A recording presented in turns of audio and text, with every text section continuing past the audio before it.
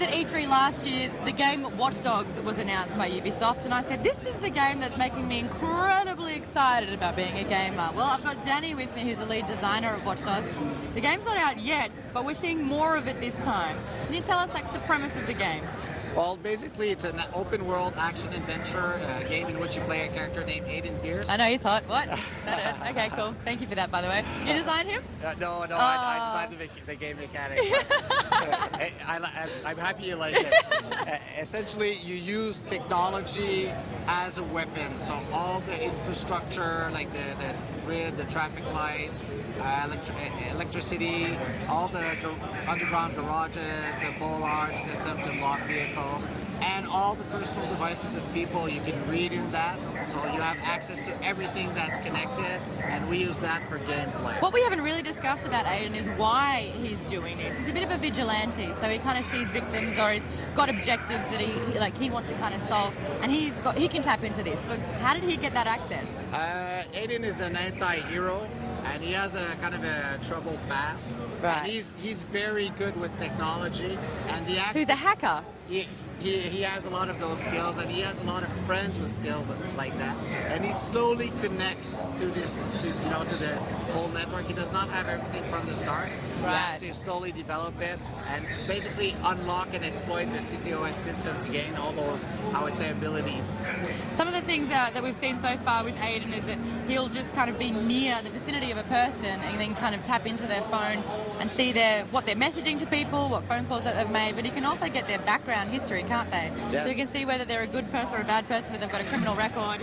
And if they're not good, he doesn't care killing them. Yeah, I mean, it's really a player choice. We leave a lot of shades of gray in the information, because if we gamify it, then it's not as real. We want the player to feel emotions. You see, this guy was a criminal, this guy is a bad person, he's doing a crime. We want you to make a personal choice through the game of how you handle it. Fight or flight. Exactly, not say this is good or this is bad. You know, it has to generate its own emotion, and not just, okay, it's points, I'm doing it for points. I think that would make it less interesting. Yeah. Okay, I get that. I like that. So it's like a moral decision. Yes, exactly. Now, this world we've seen is quite an open world. I've decided in my head that this is like Assassin's Creed, but with technology and in the future. So you've kind of got that same running style, the same feel of the game, but this time you're not running around in a hoodie or with daggers. You've got your mobile phone and you've got technology. Is that fair to say? It's a great reference, and we're happy that people see that, but obviously it's a very different game. The mechanics are different, connectivity is different, but we're happy that people think that, because Assassin is such a great franchise. Hell yeah, it is. So it's awesome. And another one that I've noticed, especially seeing it this time around, is it's kind of like a Grand Theft Auto thing, where when you get in the car, you can drive around the open world streets, and you've got a map there that kind of indicates where problems are happening as well. That's a good thing too, because that's a good game, and the parallels it's a compliment. Yes, I would answer to that though.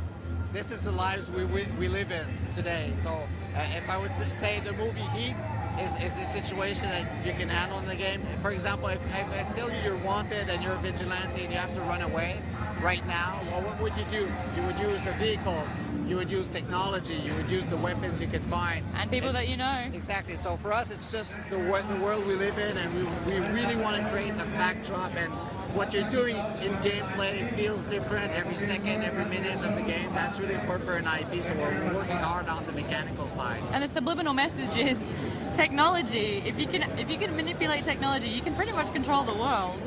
Or we're asking the question, what is the impact of that on our lives? There's a lot of data collection, people post a lot of things on social media, and it becomes public knowledge. Your life is public knowledge, you leave a lot of traces around. What's the impact? There are some really great positive things to that, but there's also some risks. We don't want to judge it, we're just saying, what if you knew all these things as a person? What would you do with it? How would you react? Now, this game has been spoken about for a little while now. When can we play it, and on what console?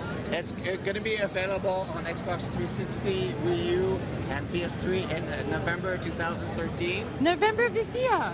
And when the next gen consoles announce the release date, we'll see if we're going to announce. They're unannounced, so we cannot announce that. And we're eventually going to have a PC version as well.